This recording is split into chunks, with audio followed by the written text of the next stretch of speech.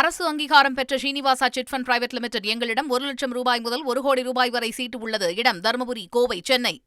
CBI விசாரணைக்காக விஜய் 2வது நாளாக இன்று ஆஜராகி இருக்கக்கூடிய நிலையில் அவர்கிட்ட என்ன மாதிரியான கேள்விகள்லாம் சிபிஐ அதிகாரிகள் முன்வைக்க இருக்கிறார்கள் என்பது தொடர்பான தகவல் தற்போது கிடைத்திருக்கிறது. அந்த வகையில் கரூர் கூட்ட நெரிசல் குறித்து விஜயிடம் 2வது நாளாக விசாரணை நடத்தி வரக்கூடிய அதிகாரிகள் என்ன மாதிரியான கேள்விகள் முன்வைக்க இருக்கிறாங்கன்னா, கரூரில் பிரச்சாரத்திற்கு செல்ல தாமதம் எதனால் ஏற்பட்டது, தவிர்க்க முடியாத காரணமா போன்ற பல்வேறு கேள்விகளை முன்வைக்க இருக்கிறார்கள். விவரங்களை செய்தியாளர் பாரதிராஜா வழங்க கேட்கலாம். பாரதிராஜா, வணக்கம். இன்றைய நாள் என்னென்ன கேள்விகள்லாம் கேட்கப்படுகிறது, எவ்வளவு நேரம் விசாரணை நடக்கும் எதிர்பார்க்கலாம் பாரதிராஜா? கண்டிப்பாக முதல்ல பார்க்கணும், கடந்த 12ஆம் தேதி முதல் முறையாக சிபிஐ தரப்புல விஜயிடம் விசாரணை நடத்தப்பட்டது. கிட்டத்தட்ட 7 மணி நேரம், 6.5 மணி நேரத்திலிருந்து 7 மணி நேரம் விசாரணை நடந்தது. இதுல முக்கியமான கேள்விகள் இடம்பெற்றது என்னன்னா, கூட்டம் நிகழ்ச்சி நடைபெறும் நாள்ல இறுதி முடிவு யாரு அப்படின்ற பல்வேறு கேள்விகள் இருந்தது. இந்நிலையில இன்று 2வது நாளாக சிபிஐ விசாரணைக்கு ஆஜராகி இருக்கிறார். அவரிடம் என்னென்ன கேள்விகள் முன்வைக்கப்பட இருக்கிறது அப்படின்ற தகவல் நமக்கு கிடைச்சிருக்கு. முக்கியமான காரணமாக பலர் தரப்புல சமூக ஊடகங்களா இருக்கட்டும், போலீஸ் தரப்புல தாமதம் ஒரு விஷயமா பெரிதாக பேசப்படுது. அது தொடர்பான முக்கிய கேள்வியை இன்று சிபிஐ எழுப்பியிருப்பதாக தகவல் கிடைத்திருக்கிறது.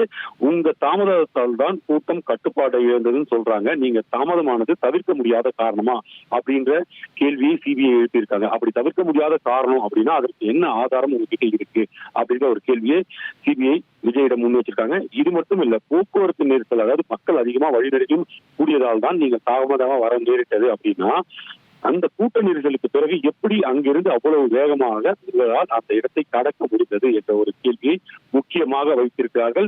இந்த கேள்வி விஜய்க்கு நெருக்கடியை ஏற்படுத்தும் விதமாக இருக்கு என்றால் அவர் அதற்கான ஏன் தாமதம் என்பதற்கான காரணத்தை தெரிவிக்க வேண்டும். ஒருவேளை வழிநெடுகளும் பொதுமக்கள் இருந்ததால் அவர்களை நோக்கி கையசைத்தவாறு மெதுவாக வந்தது காரணமா? அப்படி என்றால் ஏன் அதை செய்தார்? போலீசார் வழியிலும் நிற்கக்கூடாது என்ற அறிவுறுத்தல்கள் வழங்கப்பட்டிருந்தார்களா என்பதற்கெல்லாம் விஜய் விளக்கம் கொடுக்க வேண்டியிருக்கும். இந்த கேள்விகளை எல்லாம் சிபிஐ தரப்பிலிருந்து விஜய்க்கு வைக்கப்பட இருக்கிறார்கள். அது மட்டும் இல்ல, இந்த கூட்ட கட்டுப்பாட்டிற்கு உங்கள் தரப்பில், அதாவது தாவேகா தரப்பிலிருந்து எத்தனை பாதுகாவலர்கள், வாலண்டியர்கள் நியமிக்கப்பட்டிருந்தார்கள்?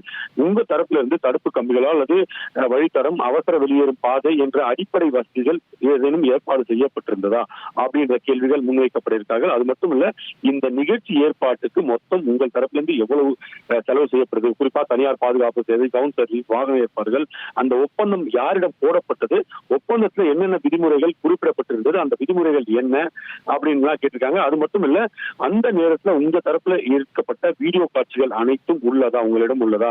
சம்பவ நேரத்தின் காட்சிகள் அனைத்தும் காவல்துறையில உடனடியாக ஒப்படைத்தீர்களா? சமூக வலைதளங்கள் வந்த வீடியோக்கள் அனைத்தும் உண்மையா?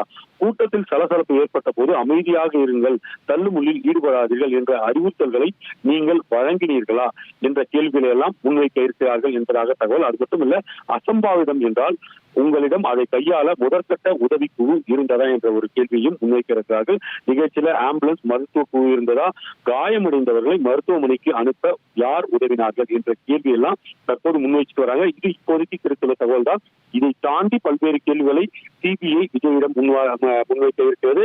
இந்த வழக்கை பொறுத்தமட்டில் சாட்சியாகத்தான் விஜய் ஆஜராகி வாக்குமூலம் அளித்து வருகிறார் தவிர தற்போது வரை அந்த வழக்குல அவர் குற்றவாளி இல்லை என்பது குறிப்பிடத்தக்கது. ஒருவேளை இந்த கேள்விகளின் மூலம் அவரது தவறு இருக்கும் பட்சத்தில் இந்த சார்ஜின்னு சொல்லுவாங்க இல்லையா, குற்றப்பத்திரிகை, அதுல அவரது பேர் சேர்க்கப்பட வாய்ப்பு இருக்கிறது. தற்போதைக்கு விஷயம் என்னவென்றால், இந்த கேள்விகள் எல்லாம் முக்கிய கேள்விகளாக இந்த கேள்விகள் தற்போது விஜயிடம் முன்வைக்கப்பட்டு வருகிறது. இன்றும் இந்த விசாரணையானது 6 மணி நேரத்தை கடக்கும் என்ற ஒரு சூழல் தான் இருக்கிறது.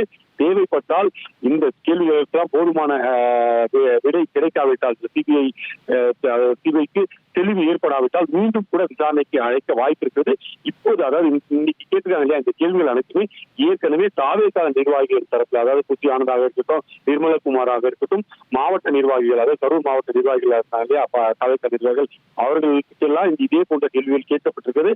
அவர்களது பதிலும் இந்த பதிலும் ஒற்று போகிறதா என்பதையும் சிபிஐ ஆராய இருக்கிறார்கள். அது மட்டுமல்ல, காவல்துறை தரப்புல ஒரு ஸ்டேட்மெண்ட், தமிழக காவல்துறை விசாரணை நடக்கிறது, காவல்துறை தரப்புல ஒரு ஸ்டேட்மெண்ட் கொடுத்திருக்காங்க. அந்த ஸ்டேட்மெண்ட்டுக்கும் இதற்கும் ஒத்து போகிறதா, சரியாக சொல்கிறாரா அப்படின்ற விஷயம்லாம் இருக்கு. ஒருவேளை இதில் மாறுபாடு ஏற்படும் பட்சத்தில் அது தொடர்பாக இன்னும் கூடுதலாக விஜயிடம் விளக்கம் கேட்க கூட வாய்ப்பு இருக்கிறது.